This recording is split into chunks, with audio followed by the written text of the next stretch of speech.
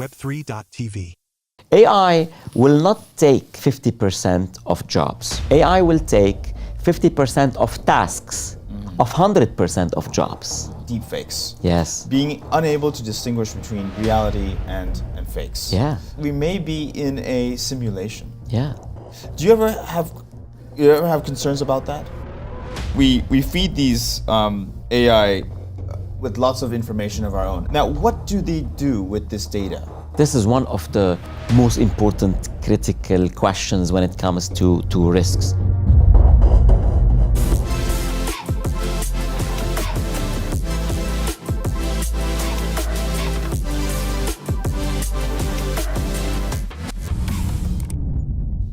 Welcome back to another episode of the Traders Brawl Podcast. I'm Adel, your host. Thank you for staying with us. We have a very special guest with us, Alaa Dalghan, who is an AI expert, which I'm about to introduce in a second. But for those who are watching, thanks for staying with us. For those who are new, welcome to the channel. We are here to bring in every week, we bring in a new guest speaker to speak about their tech entrepreneurship, what they're building in AI, Web3, and even fitness, to bring in how they manage fitness with financial freedom, which are my passions.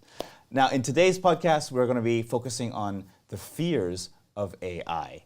And without further ado, let's bring on to the podcast arena, Alaa Dalghan. How are you doing today? All good. Thank you for having me. Excited to be with you. My pleasure. We've met many times. Yes. On the street, you know, because we walk Walking the dogs. our dogs. And I know I've seen you're very active on LinkedIn. Yes. And I thought this would be a great opportunity to get you on a podcast and talking about the fears of AI. It's a pleasure. Thank you. Before we start, I want to read to the audience your short bio. So today we are joined by a true luminary in the AI realm, Alaa Dalghan. He's the managing director of Cognite DX. Alaa has spent over 18 years advising C-suite executives across both public and private sectors on leveraging emerging technologies for transformative growth, and he delivers keynote speeches across the AI space. Welcome. Awesome. Thank you. Pleasure to be here. So while we're on the topic, let's dive straight in. What are some of the practical fears you share about AI? Yeah, well, first of all, I'm an optimistic person. In general, I'm optimistic by design, and this also applies to my positions on AI. That said, it does not mean that I'm oblivious to the actual risks of AI, and I'm not unempathetic to people's fears and concerns about AI. So I acknowledge them and I debate them or argue against them, let's say. Right. So when we talk about the practical and short-term fears, most people are worried about fake news, about AI tools being used to put your face in some situation, on some photo, in some video, or to impersonate your voice to trick your family or your friends, or to use your likeness and your persona in any shape or form. And these are no longer the material of science fiction. I mean, these are current AI capabilities that we started seeing and that will be perfected and start being more and more serious and dangerous in the coming few months. Wow. Okay, so we both agree that there are some practical fears, and we know with the advancement of AI, it's advancing at a rate that's very fast, but it's also leading to some concerns. Absolutely. Now, one of the concerns I share personally, like you said, the likeness, is jobs. Yeah. How will humans continue to stay relevant in a world where everything can be done by AI? Yeah. Well, I get this question more than any other question, Adel, and I've delivered a keynote in the AI Assembly, the Dubai AI Week, a couple of weeks ago, titled, "Will AI Take My Job?" Yes. So it's a 45 minutes keynote. I'm not going to bore you with it entirely, but here are the key takeaways. Every time in history that a new technology came along, it killed some jobs, but it inevitably ended up creating more jobs than it killed. Okay. So the net was always positive, Okay. right? The problem is in the transition period between generations, while people are losing their jobs, and then the generation after them are picking new jobs that will not be killed by technology. What do you do with this generational transition?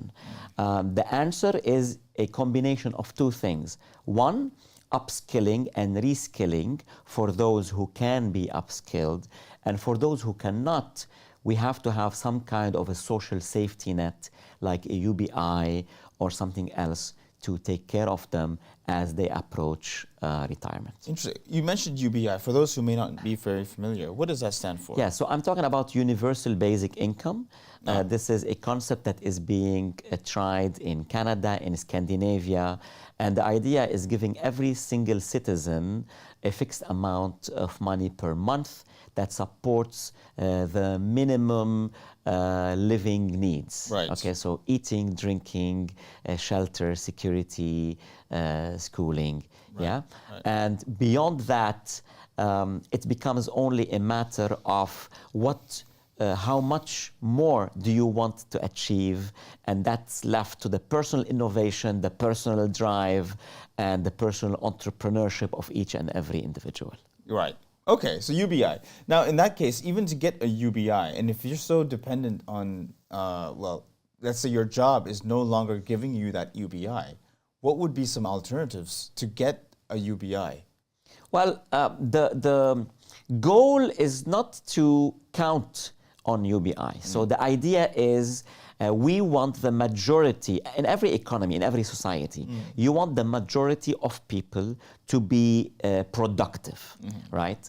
Now, obviously, we have to acknowledge that some people, for many reasons, physical or age or health or mental, cannot be productive in the workforce. And it's those people that programs like UBIs are designed for. And especially, this is more pronounced in times of technological shifts, like the AI era that is upon us now. This will accelerate disruption of jobs, and you will find that people in their careers will be two different groups. Some can be reskilled and should be reskilled and upskilled to join the new AI era, and some would be towards the end of their career or don't have, the physical or the mental traits that allows them to be upskilled, and for those should not be left behind, and that's why UBI is designed. But I don't want to focus a lot on UBI. I want to address the more practical question that you asked, Yes. which is when people ask, will AI take my job? Yes. I always have a correction for that. AI will not take 50% of jobs. AI will take 50% of tasks of 100% of jobs. And especially office jobs. And it will be those tasks that you don't want to do, the repeatable tasks, the automatable tasks, the soul-crushing tasks. Every office worker knows, Adel, that sometimes we spend a lot of hours in our working day doing things we don't like to do. Filing forms, doing admin work. All of this will be outsourced to your AI assistant, Right. and you will be unchained and released and free to do the parts that you love about your job, Adel.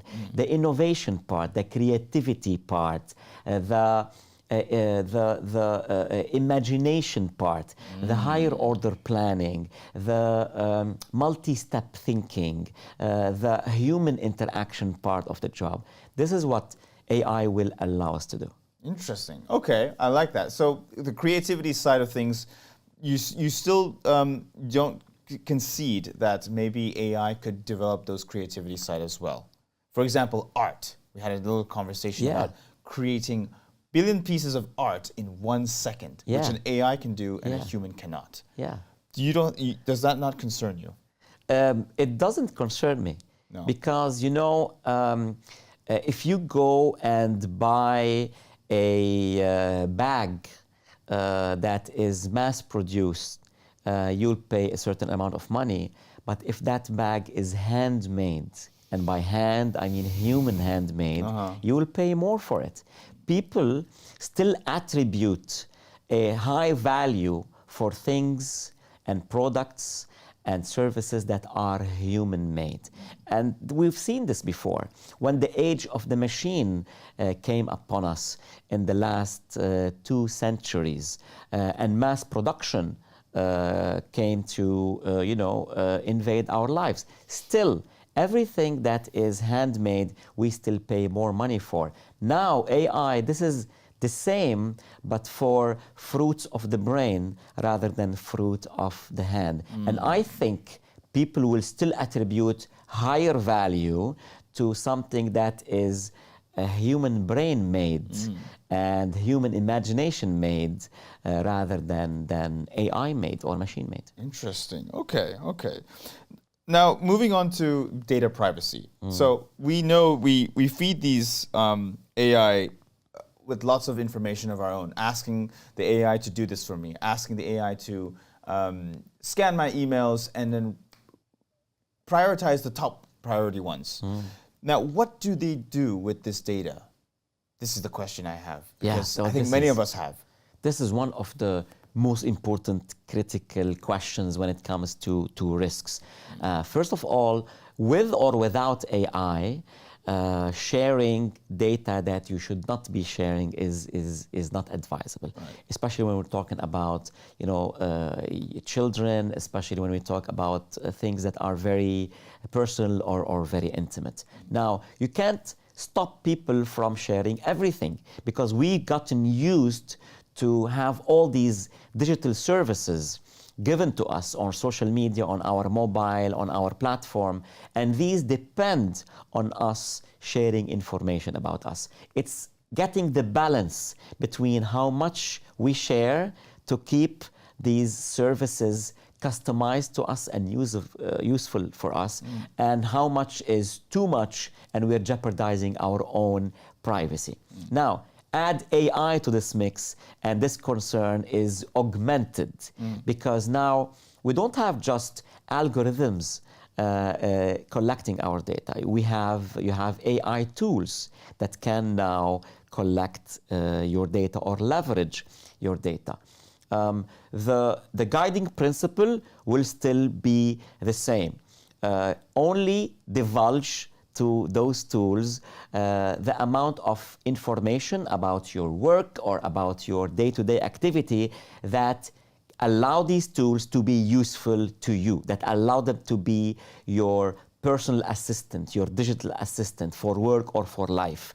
And I wouldn't advise to share intimate information or family information or personal information. I see. So your response is to not give the AI too much about yourself. I agree. Even if it's like a task, like your job depends on it.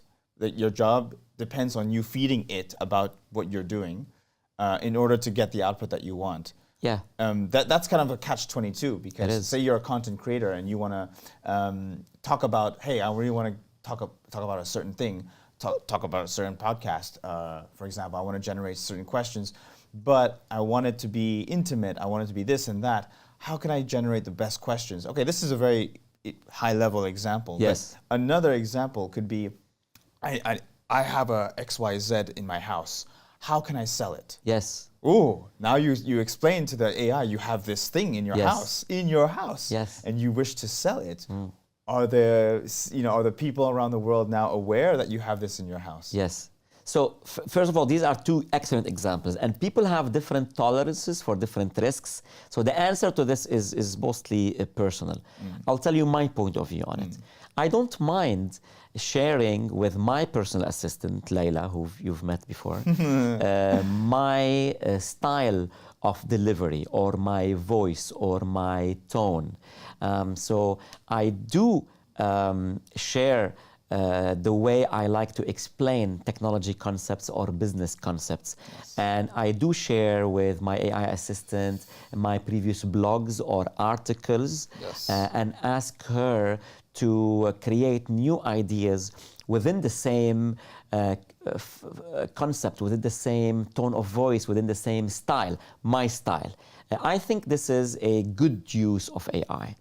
What I wouldn't be sharing with my AI is information about my family, information about kids. I mean, I don't have kids, but for those who do, sensitive information that are that intimate. Now, your second example is products in your house. Again, it depends how interested you are in receiving targeted ads that are relevant to you. If you share information about I have this TV in my house I'm planning to sell, or I have this iPad I'm planning to sell, you will get connected better with potential buyers on these platforms. Now, it's up to you to weigh the benefit of being connected and being served quickly versus the risk of, telling people, could be malicious actors, what you have and you don't have at home. So it's a personal preference. Wow. Yeah. So we don't have a direct solution, but I guess the one thing is to just switch it off. But again, if you're dependent on it helping you with your job, it becomes a catch-22. Yeah, absolutely. Wow. And listen, I'm all for using your AI as an assistant. Right. And the key word here is assistant. AI will never replace you. AI will co-create with you. It will support you doing your work.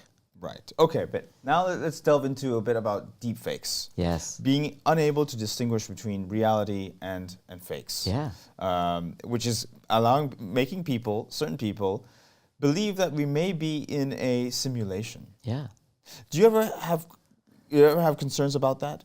Are we in a simulation? Well, I think about that. Yeah? It doesn't concern me. I don't have fear of being in a simulation. Okay. Because whether we are in a simulation or not, we're going to enjoy the ride, Adel.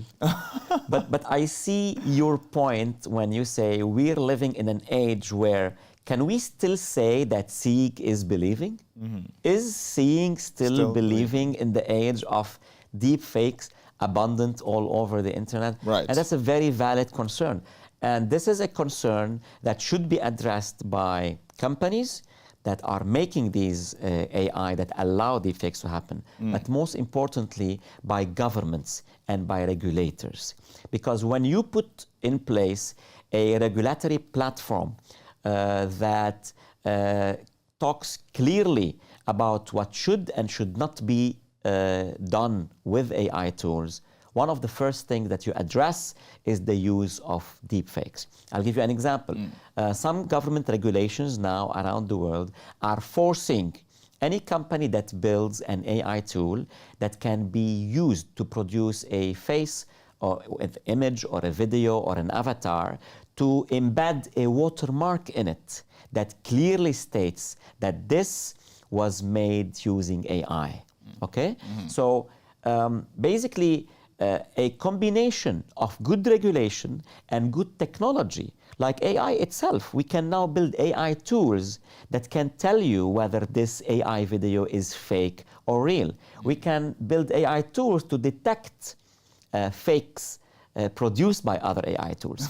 A combination of good, sensible regulation with using AI for good and fighting bad AI with good AI, I think is the solution for deepfakes. Interesting. So the solution is using AI to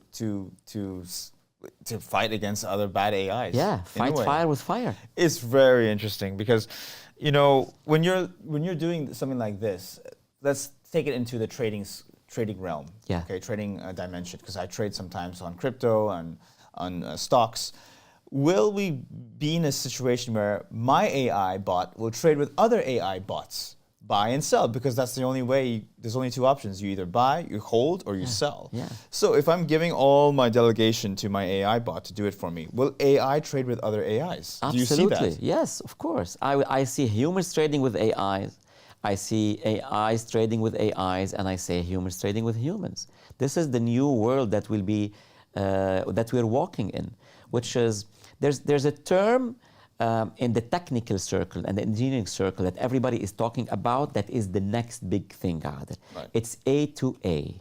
That's agent to agent. Right. And when we talk about agents, I mean, you're a media guy, we're not talking about your media agent, we're talking about AI agents. So what are AI agents? An AI agent is an AI that can do stuff rather than AI that can say stuff. Today, if you talk to your ChatGPT can design an itinerary for your next trip to Greece. Right. But an agent is an AI that can actually go and book your tickets on Emirates, or book your hotel in Athens, book your transportation, your bus tickets, your restaurants, your museums, book everything for you. So an AI that can walk the walk rather than an AI that can talk the talk. Okay. That's agents. And this is what everybody is buzzing about right now. Right. We're still at the infancy of agentic AI, but it's approaching very soon. And when it does, you will have three forms of interactions: human to human, human to agent, and agent to agent. Wow. So yes, you could definitely see next year an agent trading on your behalf with other agents. I want to get Alaa's opinion on this, Yes. your personal. Yes. Are you comfortable having an AI agent made out of you? I'm guessing you feed the information first, Yeah. then it becomes your AI agent, your AI assistant. Are you comfortable with this? So what you're talking about is not only an agent, it's more evolved. What you're talking about is an avatar Yes. and an agent fused together. Yes. Because to make it clear to our viewers, an agent doesn't have to have all of Alaa's personality or Okay, skills. okay. An agent could have different skills. You could build an AI agent to just go and fill forms for you, Okay. and apply for visas for you, or Okay. book tickets for you, or order pizza for you. It doesn't have to have all of your skills and your personalities. Now, when you talk about an avatar, this is an avatar that will have your tone of voice, your style of delivery, Yes. your likeness, your persona. We started seeing this Yes. on platforms like HeyGen. Yes. And the more you train it and the more you feed it, the more realistic it will be. There's a interview where the founder of Netflix had an interview with an avatar version of himself, Reed Hastings. So go watch this interview, Right. and you couldn't tell who is who. Okay, so let's go back to your original question. Would I be comfortable in creating an avatar of myself? My personal answer is yes. Yes. But I don't impose my answer on other people. I wouldn't mind at all to have another version, an avatar version of me, filling in the spots and the bookings that I can't do, Adel. There's only one of me, and I've been booked almost every day and every week since Jan, and this extends till end of May. Maybe the summer will slow down a little bit, but if you tell me now I have an avatar that can take all the keynotes that I can't take because I can't be in two places at the same time, bring it on. You would be happy with that? Bring it on. Wow, but what if it says something that you don't agree with? That's a risk. That's a risk. The key to this is train it, and make sure that it doesn't go outside of the guardrails where you want. Understood, but Is there, can you guarantee 100% that it will not say anything? No, you cannot guarantee 100%. understood. But see, I'm going to design a situation right now off of what you just said. Let's say one of the keynote speeches is not done by you, but you trained an AI to do it for you. Yes. You said something that was maybe outlandish, and now you want to correct that. Yes. Now you coming out on the internet saying, I did not mean this, I meant this instead. Yes. The audience now are left with two opinions. Yes. Do I believe this Alaa or do I believe that Alaa? Yeah, well, I mean, this is also a problem Yes. without AI and without avatar. Sometimes media personalities say things and then they retract it or they correct the record. Yeah, but how and they will you come on retract it record. now? Yeah, well, you go on stage and you say, "Sorry, guys, my avatar messed up." Oh my God. Now, again, is there a amount of risk involved in this? Definitely there is, and now it's up to your risk tolerance. I have a little bit more appetite for risk than the average person. I'm not a daredevil. What I would do is I would pilot my avatar to do keynotes first in some controlled environment. Yes, and after I've seen it performing 5 or 6 or 10 times in a controlled environment, then I'll be comfortable licensing it or releasing it to go do a keynote for me in Singapore or in LA or in Bombay or True. in, But you run the risk that other AIs can simply replicate this exact personality of you, create a TikTok account, create multiple videos, and that can happen. Yes, that can happen. But now it's not a question of, am I comfortable of giving my likeness to my avatar? Now it's a problem of intellectual property. Yes. And copyright. Yes. And this is a big question in the age of AI as well. How do we keep copyright and likeness and IP in the age of AI? It reminds me of a fun episode of Black Mirror. Yes, of course. Joan is Awful. It's one of the best episodes.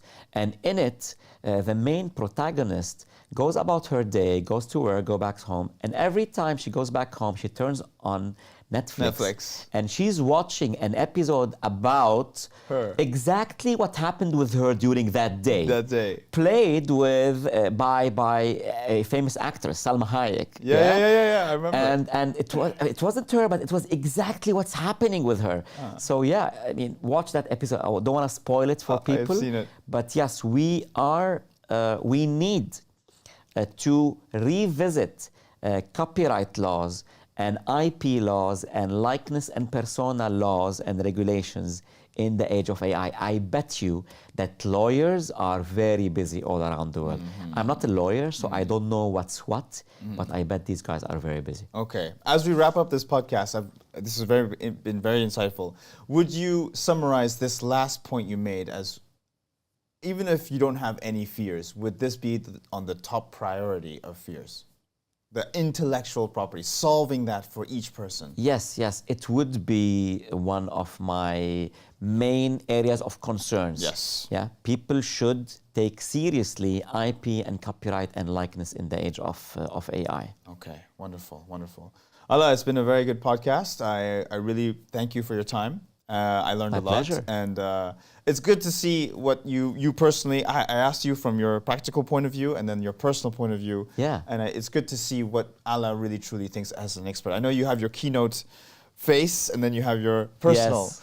I wanted to know that, and for me, the biggest takeaway is the IP, like you said. And absolutely. I hope lawyers find a solution to it. They will, man. And I would wrap with the biggest fears of all. I mean, when we were chatting before this, you said, would it be more likely that AI will rise and kill us all, or that a swarm of intelligent toasters will occupy Earth?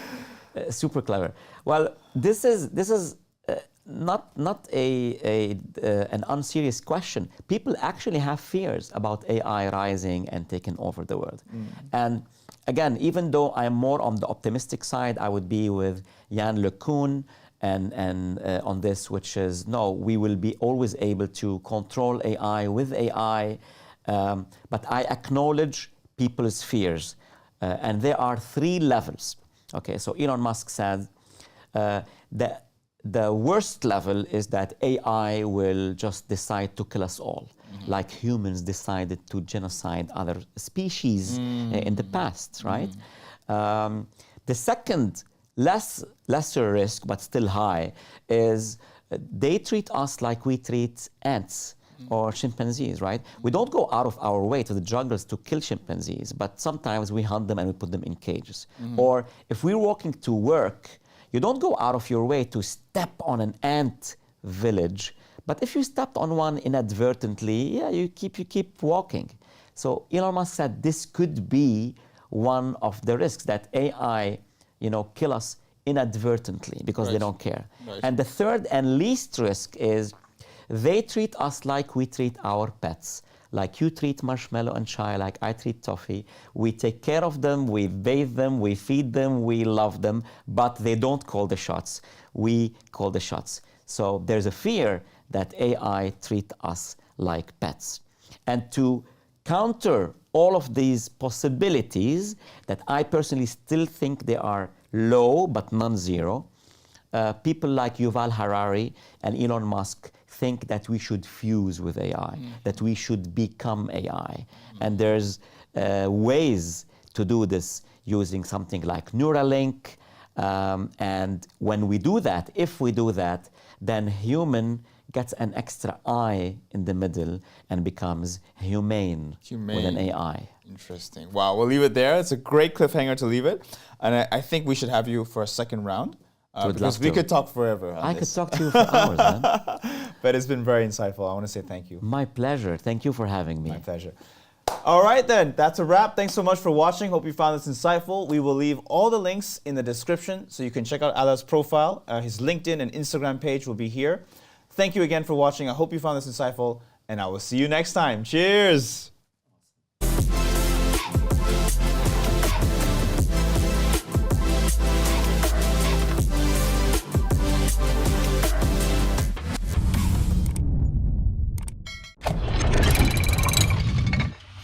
Web3.tv